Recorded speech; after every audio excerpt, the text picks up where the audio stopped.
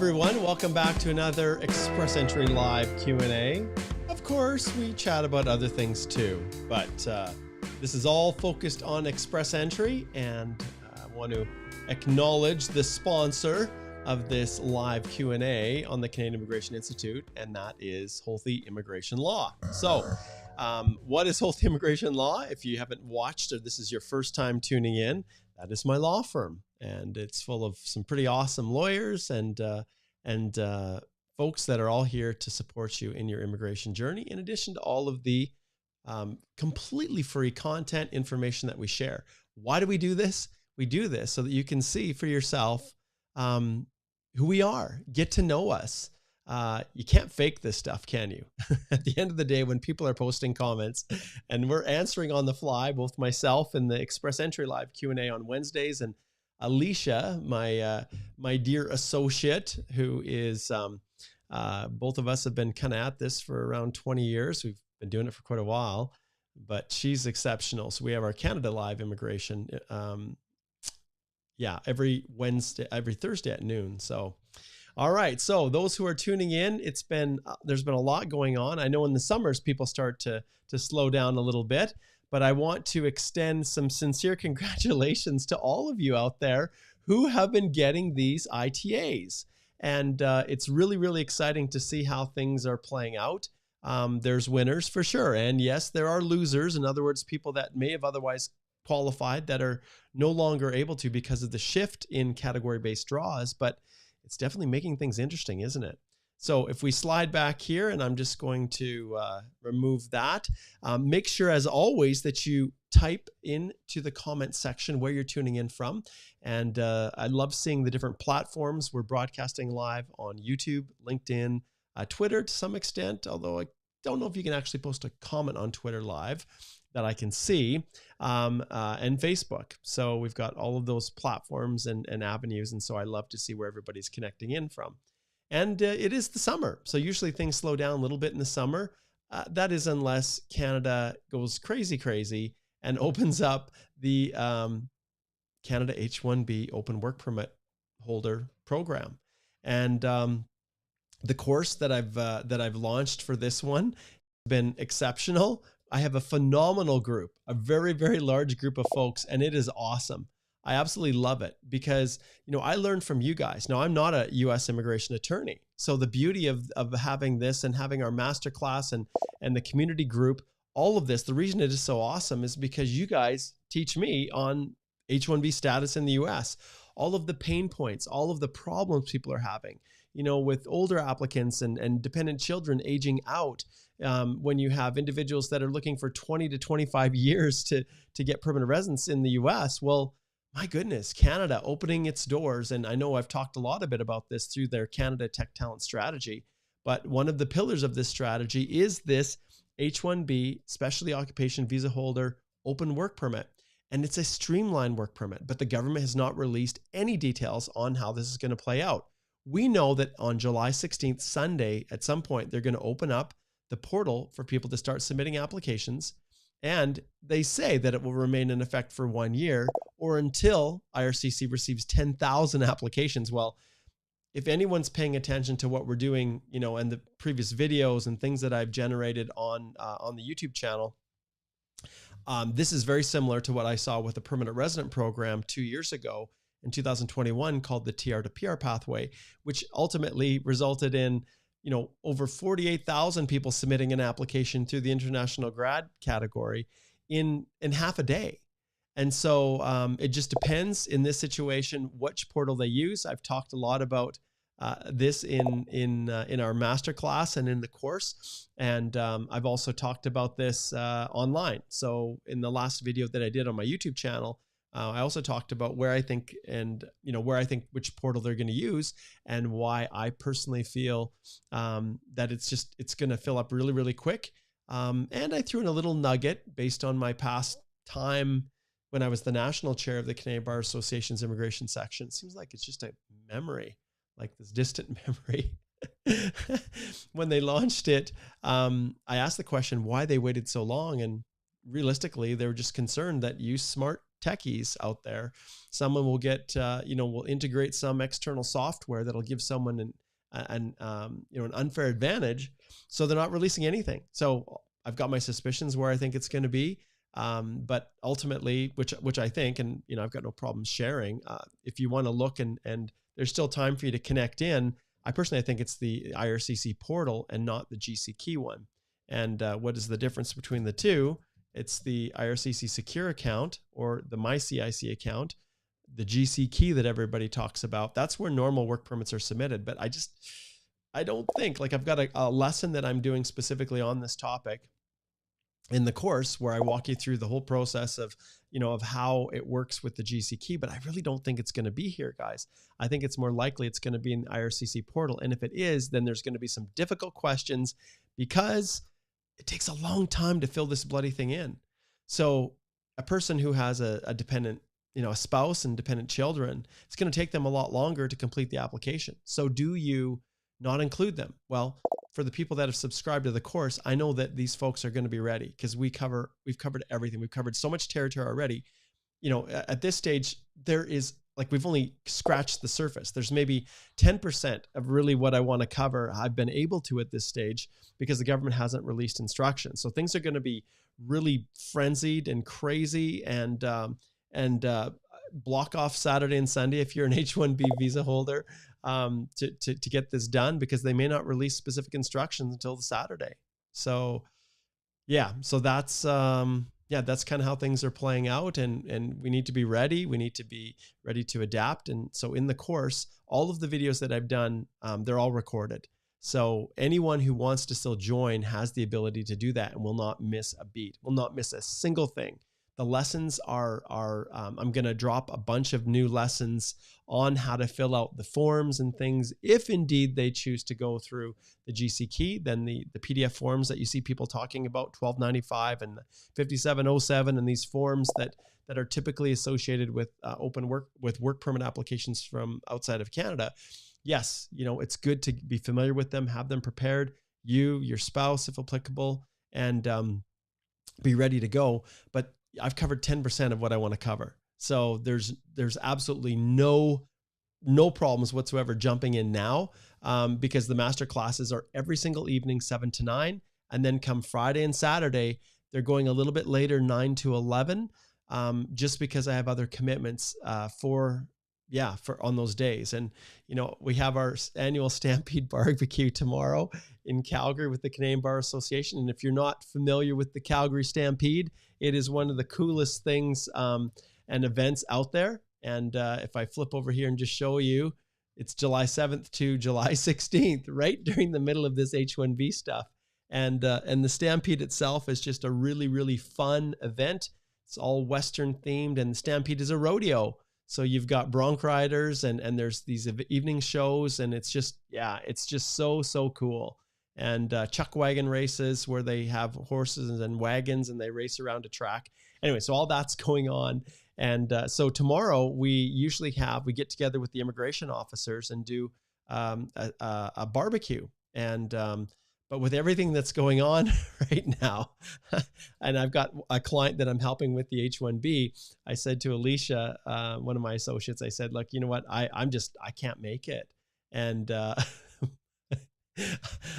with everything going on, I literally can't, I'm not going to be able to make it up there this year. So a little bit sad about that, but that's okay. This is more important, and helping you guys navigate your way through is what drives the ship.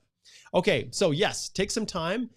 There's a smaller group today, and we'll make sure that everybody's questions get answered, but please post where you're tuning in from. So, Pierrette, oh, this is awesome. This is so good. Oh, let's see. We've got a delayed sound effect here. Congratulations. Watching from London, UK, received my ITA in the French draw. So cool. I met with another client that also received their ITA in the French draw. I'm so happy for you. And one of the questions, Ibami, that I'll ask you is, did you also have a notification of interest from the OINP? Because many of the French people that were drawn in the category-based draw for French, many of them were also drawn in the Ontario Immigrant Nominee Program in their actual notification of interest with their human capital priority stream. So I'm very curious if you also were drawn in there, because now they're going to see that all the people that they've selected under their French category, if they're also looking to go to Ontario, are basically are not going to be pursuing it. And this was a large draw, like 3,800 for this French language draw with a low score, the lowest ranked candidate. Do you see how low this is? Like like this is French. Do you see how powerful French is? Massively powerful. 375 was the lowest CRS score. Like that's an uncharted territory. We'd have to go back to really the days of only CEC draws where they were pulling everybody out to get down to that level. So this is a big deal. And this one here, you can see today's July the 12th. It was just launched today. And it's just, this is a massive draw. So I don't know if you were drawn in this one or if you were drawn in, and if we go back to the, if we go back here to the previous rounds, you can see they've done a string of these category-based draws. So you can see here, no program specified. And then they did a 2,300 French language one where the low score was 439. So do you see how powerful French is? It's unbelievably powerful right now with the government's desires to push French across the country. So yeah, it's quite amazing. And you can see the totals here. And then if you look at the no program specified draws, do you see what after in the post category based draw world, you can see no program specified jumped up to 511 from the 480s. So fewer, only 700. And then if we go to the most recent one, which was just yesterday, 800, it's still above 500.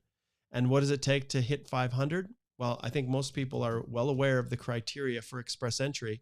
And if we go in here and we look at the criteria for human capital, this is the stuff that you guys are really banking on when you're outside of Canada and you don't have a connection. Human capital factors right here, whether you're an individual right here, a person without a spouse, this is your category here, or whether you are a spouse, then you add in the extra 40 for your spouse. It's a maximum of 500. So if you have perfect age, you're not older than, like, you're literally 29 or younger, level of education, you have a PhD, official languages, you've got max scores on your English language, and you have, well, what do we have? Up to 6 years?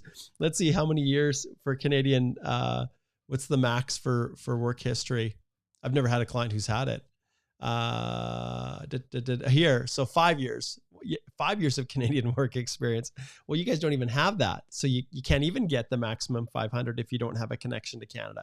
And then it comes down to the additional points here where you make up the difference. And you can see French really skews things. 50 at the least. But remember, if you have French, it's not just that. If you go to the age, so you've got your 50 for French for just the French language skills.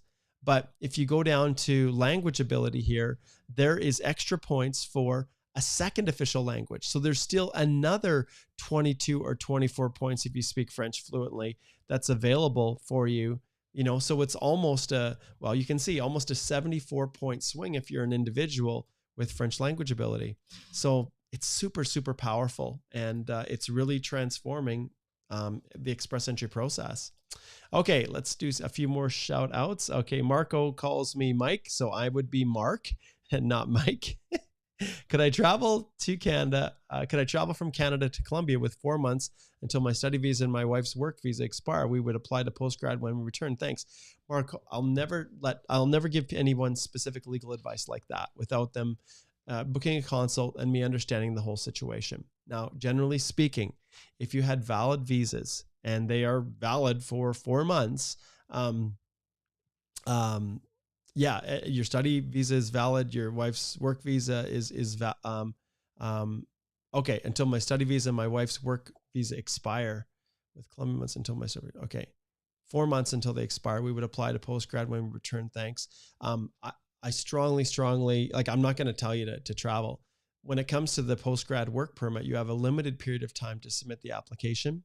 When you complete your studies, right? If you've actually completed it, there's things you have to take into consideration. So Marco, I recommend that you book a consult. Okay, let's see what else we've got here. We've got Olucine, he's over in Ottawa. I was just there in June. Great to see you. Thanks for connecting in. And let's see who else we've got. Oh, we've got Alva in Lima. Good to see you again, Alva. Great to connect. Katie says, how much is your retainer fee and when is it due?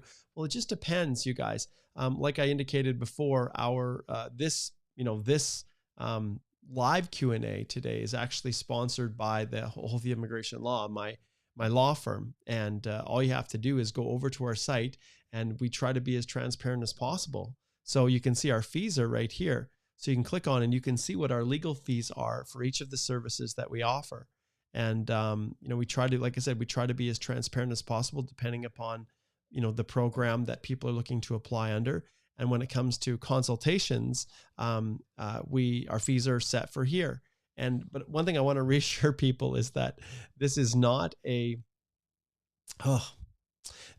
situation where you come and give us, spend the whole 25 minutes or 50 minutes giving us information. We have intake forms. We're ready to hit the pavement when you get on the call.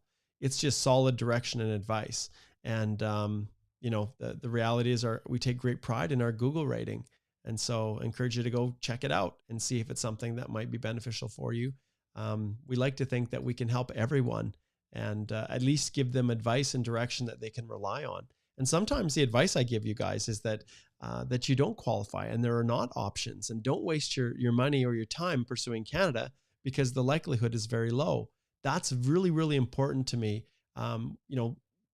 In some cases that I give that advice to people because Canada isn't going to be open for everyone. It's not. Okay. Okay. Raju is asking questions again. If people have an I-140 approved holder, I'm assuming, Raju, that you're talking about qualification for the Canada H-1B visa. Well, ultimately, that's something that I can't answer until IRCC gives directives. But if you think you're in the range and you're close, there is absolutely no harm in subscribing to the course, learning, preparing, and then seeing what happens. You have nothing to lose, especially if your pathways and the options you have available in the US are limited. Maria says, how come there's 3,800 French draw today and not a STEM draw? The government can choose the priorities that they want. They have a certain percentage of total immigrants outside of the province of Quebec. It's just under 5% is their target that they want French speakers. And so they are aggressively pursuing that to make sure that they're hitting their targets for how many Francophone speakers are coming through express entry. There's no guarantee that they're going to do anything. And remember, STEM, there's lots of layoffs right now in Canada. They also are banking on the long game with the H-1B visa, that open work permit for those holders in the US. So they can do whatever they want, Maria. There is no guarantee of anything. Okay. Olustin says, can one work in Quebec with a bridging open work permit gotten after submitting a CEC application? I would never, ever, ever do that, ever. All throughout the whole process, you have an obligation to demonstrate you will live outside the province of Quebec.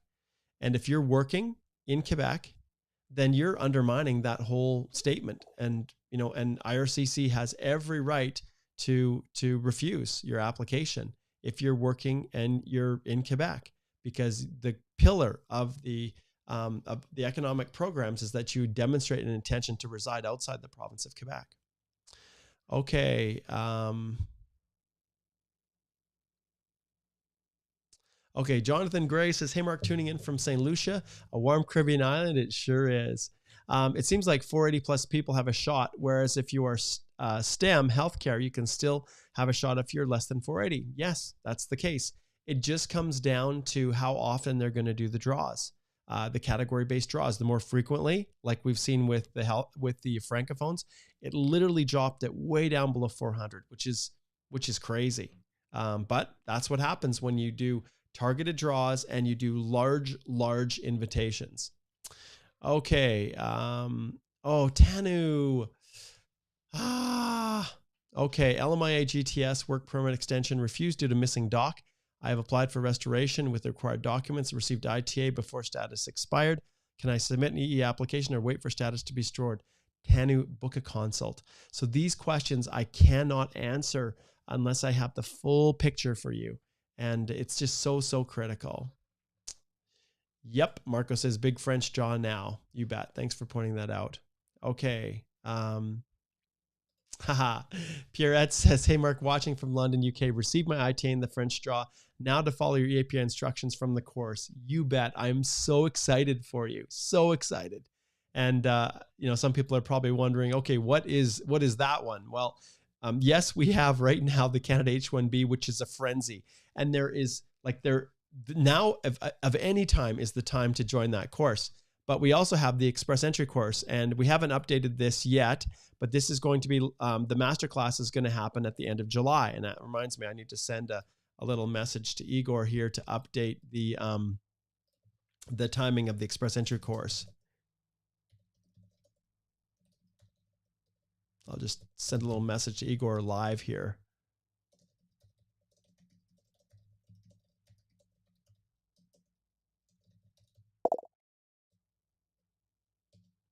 Okay. All right. Let's keep zipping as we work through some more of the questions here. Okay. Elon says, hi, Mart. I think people are typing fast. Can a paid internship fulfill the requirement of the healthcare category? Thanks. Depends on where the paid internship is. Remember, if you're in Canada and it's a part while you're studying full time, then you can't count those types of experiences if you are studying full time while you're doing, any type of a co-op, etc. But if you're outside of Canada, the internship is paid and you've performed the duties, then it can very well count. And remember, you're just looking at 6 months, right? 6 months, as long as you list it anywhere within your work history, you're going to have a shot at it.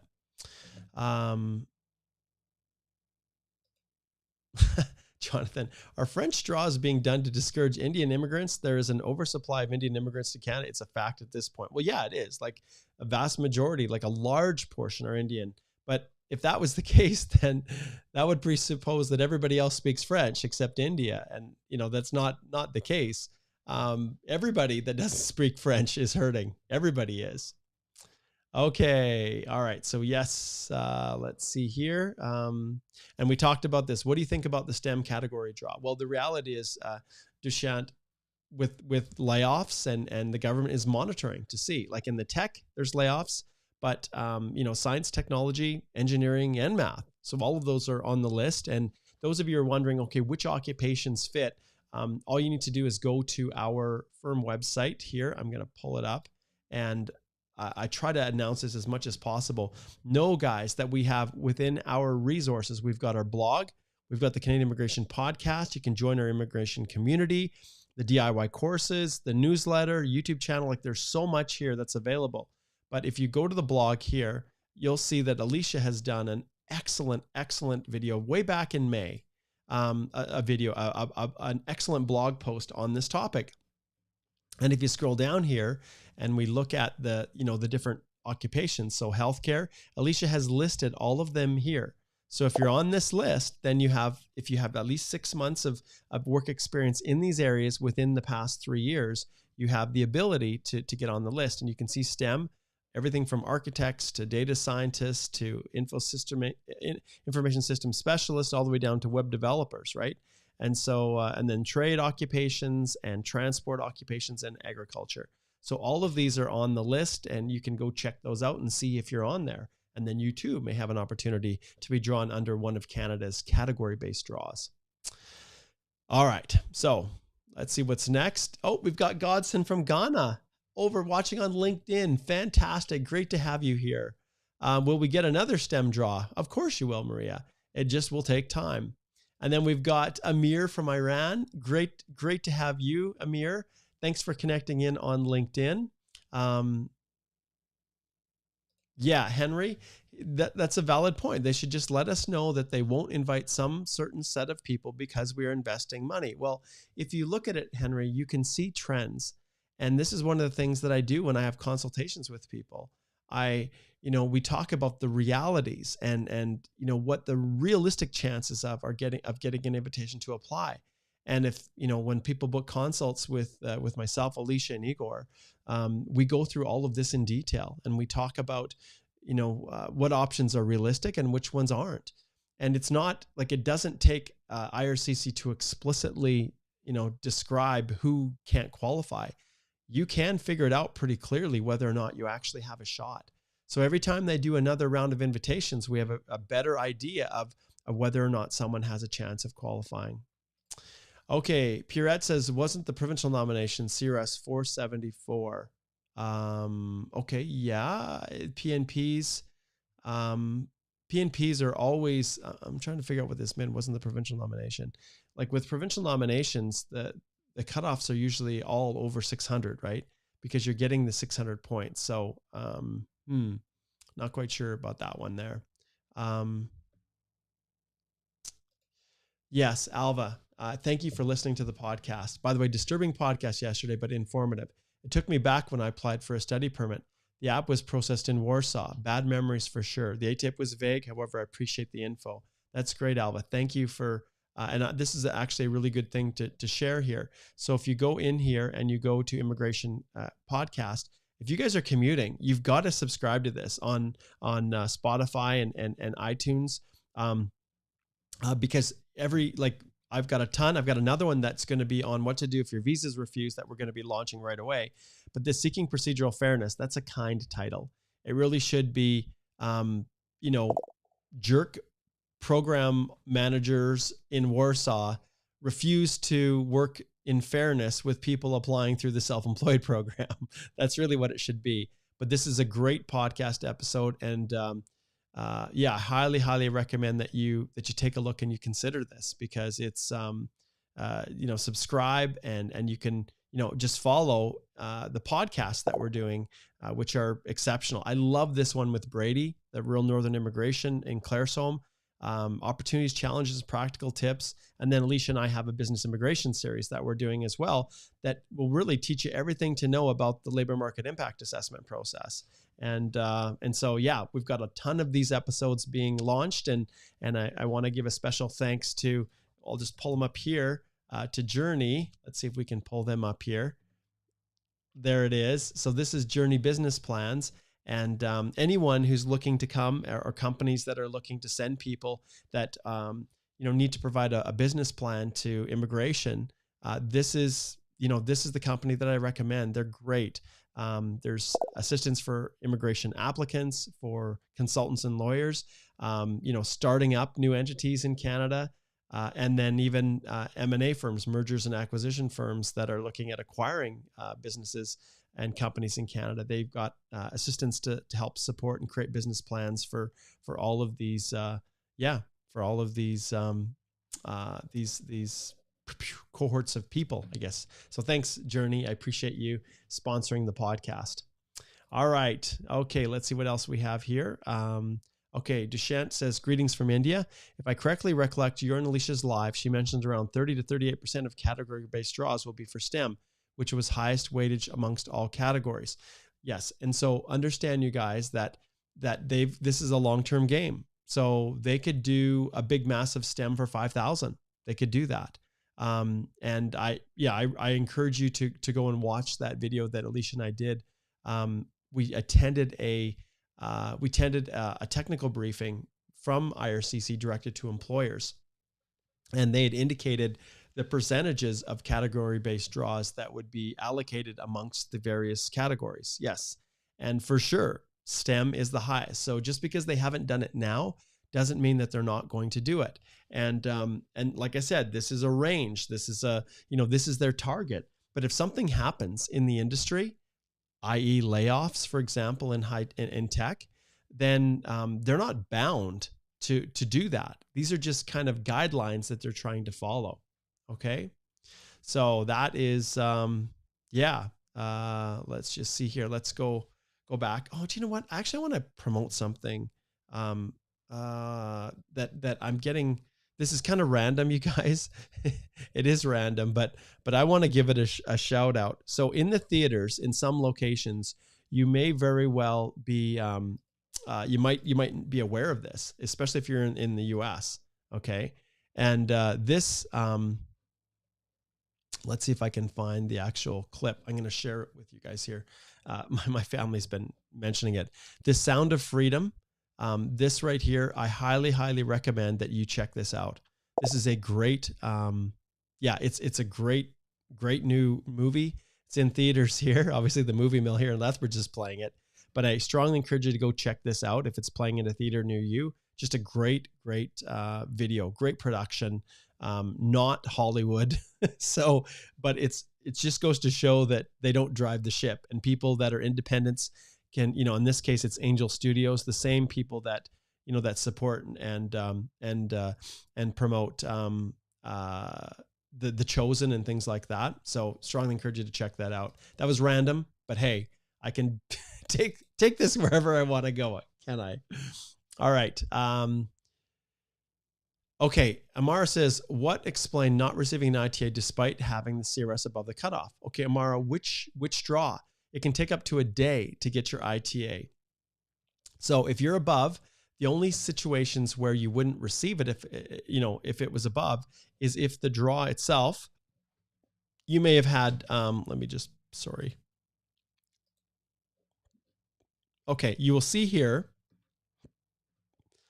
if you were not within a category, then, and you didn't fit within there with your work experience to be selected, then you could technically have a higher score than 375. But if you weren't a member of the French language, like if you didn't have a French language test in there showing you had a certain level, then you wouldn't have been drawn. The no program specified is open season. So if you have a score higher than 505 or 505 and at the cutoff, and didn't get an ITA, then that's a problem. So I recommend you book a consult in that situation, and then we, and we can kind of try to sort it out and see if there's some options. But that's really those are the reasons why, you wouldn't have received an ITA, even if your CRS was above the cutoff. But I need more details, Amara. Okay, Arturo says, hey, Mark, I'll have 493 points starting next month. Do you expect a drop on CEC soon? So, Arturo, we don't know if they're ever going to do another CEC. This is the crazy part of this. They haven't done it for an eternity, so we just don't know. But the no program specified, or if you're in a category-based, 493 is a pretty good score. Okay, Ravi says, daughter got Coper landing September.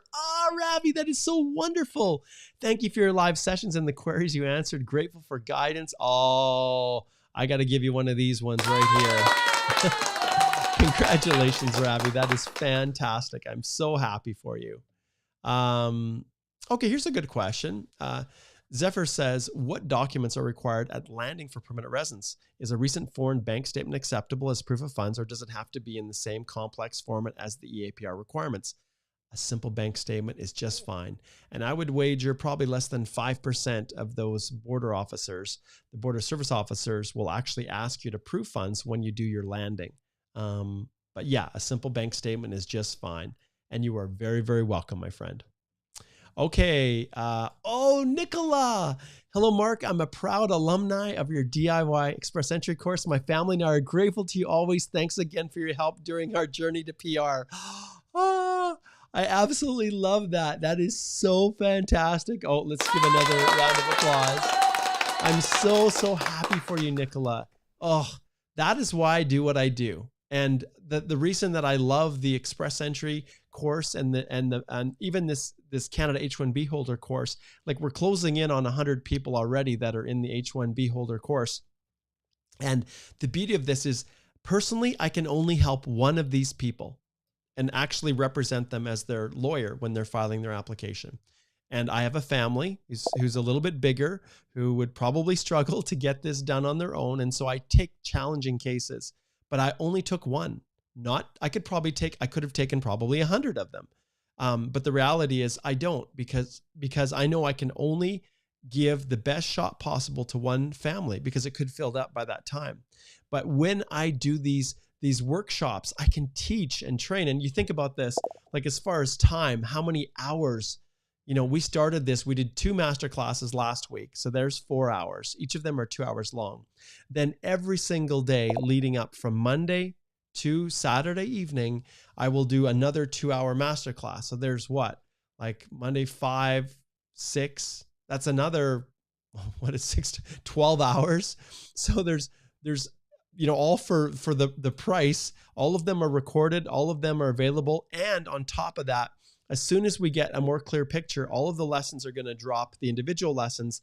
that describe how to fill out all the forms and all those things. So yeah, and so it's so cool because with all of this process, and I'm just going to shift back here to the main one, I can workshop like thousands of people through the Express Entry course and have an influence on their lives and have the ability to, and I don't think Igor, has he updated it yet? Let's see.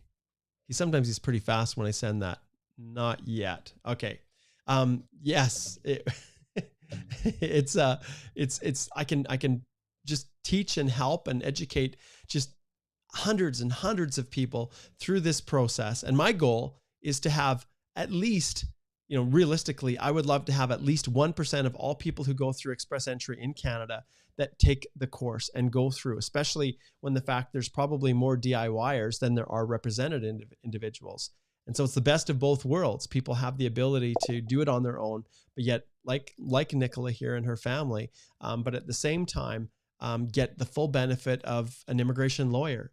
And yeah, I just love this model. If I could do this all day, every day, I would do it. Yeah. And it's super, super fun. All right, let's keep getting to some more questions here. And let's see, what is next? Okay. Okay, so Harmanjeet, currently out of status, got an ITA on valid status. Can we apply for bridging open work permit after applying for Express Entry? Okay, so Harmanjeet, I recommend you book a consult, but we are going to, we're going to pull this up right here, and we are going to look at the specific instructions for this. And I think this is the one. Yes. Okay, I'm going to share this for you here. So you can just search. If you need to go back, you can always watch this as a recording, but this is kind of the language that you're searching for here. These are the program delivery instructions for this bridging open work permit. As you go here, general eligibility right here, you will see that to be eligible for a bridging, you must currently be in Canada after being authorized to enter as a temporary resident. So you have to have been legally admitted, right?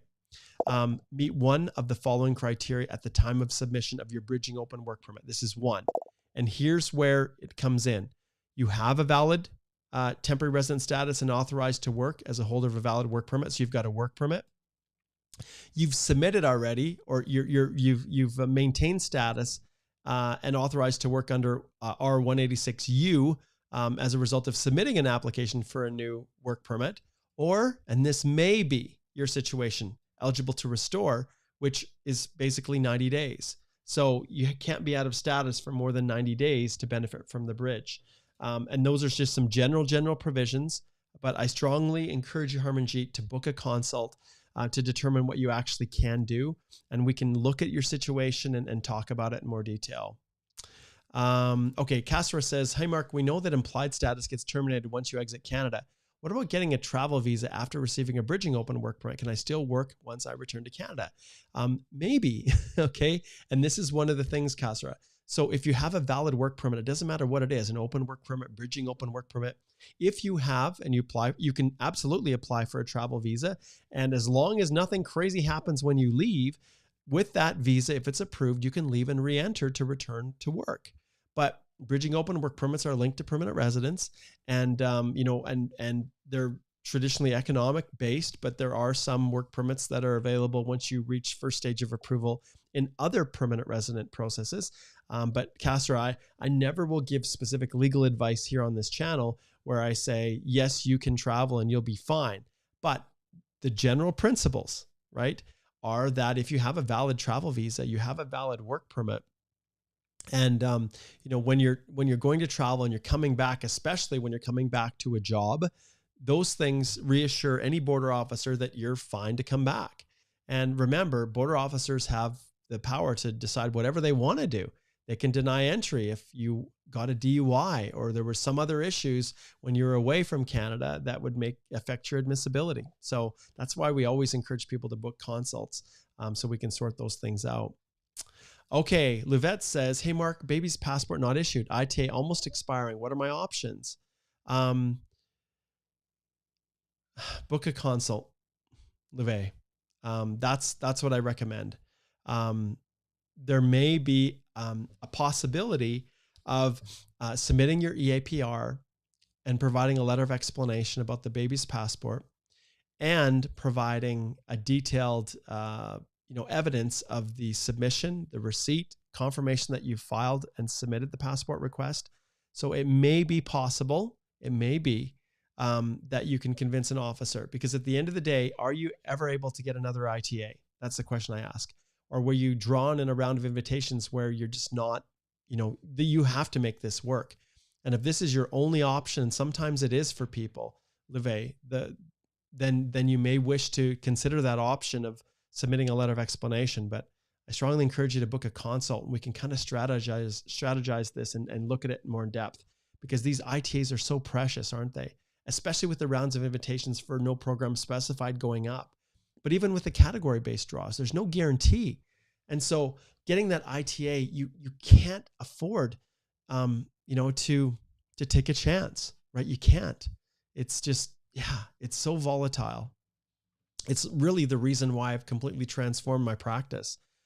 We really work hand in hand with our clients now in a very, very partnered, strategic, collaborative way. Far more. I don't use paralegals. I don't use assistants when I'm working with my clients. It's direct. It's me and them. But what I do is through the courses, through the DIY video tutorials, I teach my client how to put together their own application at the first draft, just like I would a paralegal. Go reach out to Love Paralegal, send them our firm questionnaire. When they send it back, then put the application together for my review. Same story, except this way, I'm working with someone who actually cares about the application, the applicant. I teach them, I give them the tools and resources to put their application, the first draft together. And then I sit with them for hours in direct Zoom screen shares. We go through every single document, every form, everything they're using to support their application. And we even upload the documents. I review their letters of explanation. We revise them if we need to. And then the person submits their application together with me. We upload the documents and file it. They submit it. Because we use Zoom, I don't get their password. I don't get access to that secure information that IRCC says they're not to share. And I include a letter of basically an advice for consideration letter is what I call it, which lets IRCC know that I'm authorized to help people for a fee, but I'm not officially representing them. And let's face it, what good does having a representative babysit your file after the fact? Like what advantage do you have? If they didn't get it right the first time before you submit your application, then what are you paying them to do? So when the person submits their application, the scope of service ends. And, but if they need any more, at least with the first initial flat fee quote, but if they do need to have any questions, and sometimes people will have questions about landing or finalizing their passport request, then they just book a consult and, they just pay for however much time that they need. So there you go. That's that's kind of the situation. Boy, I get off on these tangents. Okay, Leve. So I recommend you book a consult. Tanu says, is there any way to expedite a GTS work permit? No. Are there any chances in flagpoling? That's something I never advise people to do, Tanu. But once again, I'm assuming if you've got a GTS, there should be counsel for the company that's helping you. I'm assuming most large multinational companies that go through the global talent stream, they are, they're represented. So I recommend that you reach out to the representative, Tanu, and get direct advice. If not, I'm happy to talk to you, book a consult, either myself or Alicia or Igor. We're all here to help. Facebook. Hey, what do you know? We've got someone on Facebook. Great to connect with you, Sieda. After finishing study in BC for PR processing, should I work here or should I shift to any other provinces? Getting BR in BC is being complicated. It's just so painful. It's hard because, yes, I strongly encourage you to shift. I strongly encourage you to do that.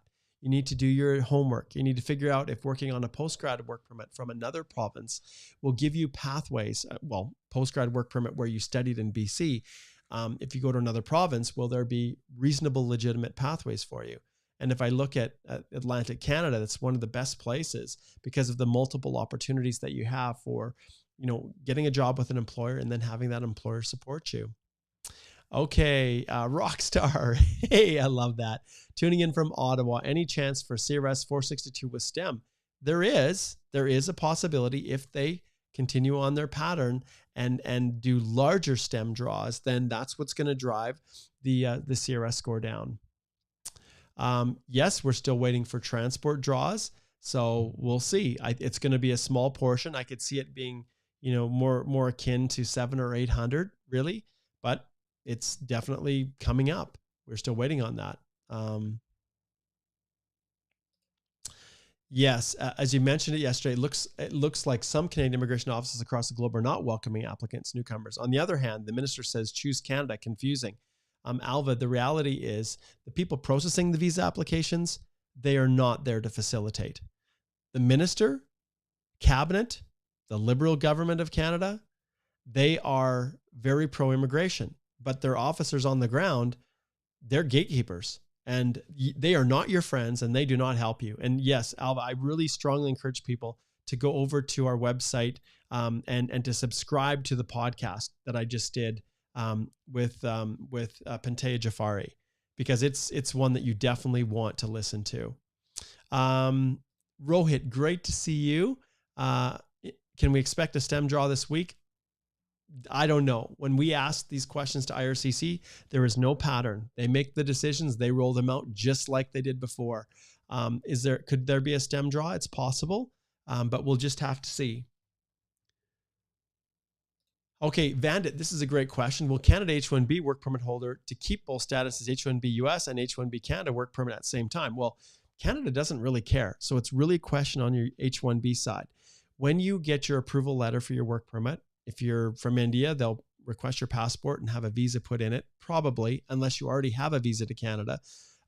You actually have to travel to the port of entry and secure your work permit. Once you've got it, Vandit, then you can go back to the US, provided you have the ability to re-enter, provided there's no restrictions. On the Canadian side, they don't care what you do, right? Even if you hold the work permit, if you don't use it, it's still available for you.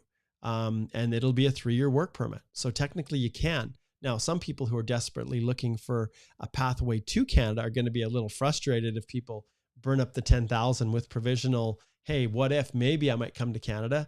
They're going to be sad if they don't get in when they really want to do it. But ultimately, it's you'd need to seek advice from an immigration attorney on the US side. I need to bring someone in and just have a discussion.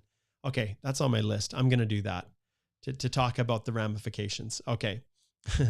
All right. Subhadeep says 130 is not part of STEM. What is other options? You just have to go through the regular route, and it's all CRS, all about your comprehensive ranking system score. Let's see what else we have here. Okay, Charlene says, hey, Mark, can someone with an ETA come to Canada and look for a job? I have an Italian passport. Well, yes, you can. But you need to make sure that you disclose to the officer that, that maybe you're coming as a holiday and, you could even be coming for a job interview, right? There could be those things, but you just need to demonstrate that you will return back to your home country, at the end of the trip. And so I would always have a return flight, right? And you don't plan on staying for 4 months if you're coming in saying you're looking for a job, because officers sometimes will question that, right? Elon, you're very welcome. Okay, Alex says, if I change employment after submitting ITA, it depends on to what extent your employment is a part of, say, an offer of employment, a job offer or something like that. That's really what dictates, how things play out, whether or not the job that you have actually is linked to an employer. It could be P&P, so I can't answer that one, Alex. There's too many contingencies. Okay, let's see here. What else? Rohit says, my IELTS expiring day after tomorrow. Any way to extend IELTS validity? You have to rewrite the test. You got to rewrite the test. Umar says, hello, sir. I want to move to Canada. Same like visitor visa. I'm from Pakistan and live in Doha, Qatar for a work permit. You got to find an employer who's willing to support you, my friend. Okay, Chevy says, hope you're doing well. Is the passport enough to prove your relationship with sibling in Canada for EE points? Relationship, like for example, for India, it is. If it lists both of your parents on your passport, that is, in many cases, sufficient for proving sibling relationship. And the program delivery instructions confirm that. Okay, future of French draws in 2024. They're going to keep coming. Okay. Here's a great question. Tired law student. That's awesome. I'm a tired immigration lawyer right now. I'm, yeah, quite tired. Let's see what I have coming after this. Do I have a break? That's the question. Do I have a break after my live here? Let's see here. Oh, I've got my firm strategy meeting. So we're good. We got 5 more minutes here. So do officers actually read the statement of purpose? They have 3 to 10 minutes to process an application. When using Chinook, it's consolidated. So do they actually read the statement of purpose? I really doubt it. If they, I really, really doubt it.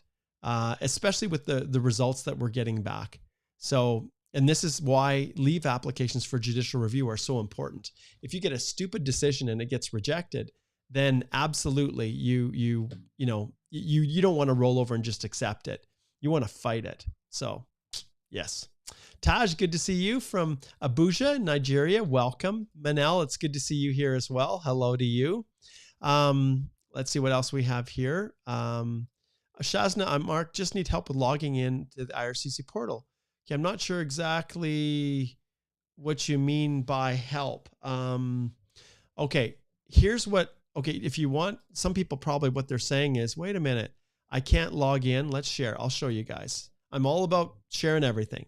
So if you don't have a login already, it says sign up. And when you click on sign up, it asks for an invite code. So what I want you to do, if you go to here, let's see, Canada, Ukraine, emergency authorization for travel, IRCC, work permit.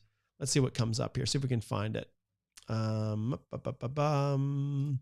Is this it? Yes, this is it. So if you go here, Canada, Ukraine authorization for emergency travel, you've got a couple days left to do this. If you go here really quickly and you, if you're outside Canada right here, it says Ukraine nationals, non-Ukraine family members, if you're already a visitor visa application, if you already have a valid visitor or ETA. So this here, we're just going to choose Ukraine nationals. This is one way to get in. There's other ways for sure. And as you're going through this, it has a bunch of different instructions on what to do, how to apply for the visitor and work permit right here. Once you're here, it will then take you to this page here. And this will give you the invitation code. So just go here and then it says need an IRCC portal account, sign up and apply. Oh, there it is. Okay, so this is the link, get an IRCC portal account and then email address, and then they'll get an invitation code. Okay, so this is the link. I'll copy this and then I'm going to go into, I'm going to stop sharing. I'm going to go into YouTube here and I am going to go to my channel and I'm going to find my live right now and I post it in the YouTube. I'm going to post it right in the chat for YouTube right here. So let me slide this over. Okay. So on the YouTube, I'll post it here. So how to, oh, come on, work with me. How to get access to the IRCC portal account. And then I'll put the link in there. So there it is. And then on my end here, it's this one right here. So I'll pull this one down. I'll flip back here. I'll pull it up here and then I'll leave it. And if you guys want to figure out exactly what it is, you can just screen save this section of the video at 54 or 58, the 55-minute mark. Okay. All right, there we go. Oh, this is awesome. Thanks, Umar. I'm glad I'm not some dull, dry, humdrum goofball who's has no human, human personality.